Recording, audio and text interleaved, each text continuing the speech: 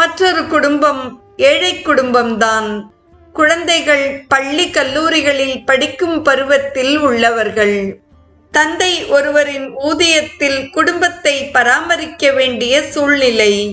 திருமணமாகாத இரு மைத்துனிமார்கள். செலவினங்கள் அதிகம், வரவோ குறைவு. இந்த நிலையில் அந்த குடும்பத் தலைவிக்கு குருதேவரின் இயக்கத்துடன் தொடர்பு ஏற்பட்டது. உடல்நிலையும் அவருக்கு அவ்வப்பொழுது தொந்தரவு கொடுத்து வந்தது. பக்தி மிகுந்த அந்த பெண்மணி குருதேவரிடம் தம்மை பூரணமாக ஒப்படைத்து விட்டார்.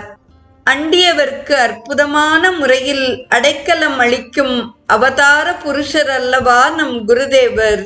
மூத்த பையன் பிகாம் தேர்வில் முதல் வகுப்பில் நல்ல மதிப்பெண்களுடன் தேறிவிட்டான். தேர்வு முடிவு வந்தவுடனேயே சென்னையில் ஒரு தனியார் கம்பெனியில் அவனுக்கு வேலையும் கிடைத்தது. நெடுநாள் கழித்து இரு மைத்துனிகளுக்கும் நல்ல இடத்தில் திருமணமும் அடுத்தடுத்து சிறப்பாக நிகழ்ந்தது. வீட்டு தலைவருக்கு அலுவலகத்தில் ப்ரமோஷனும் கிட்டியது.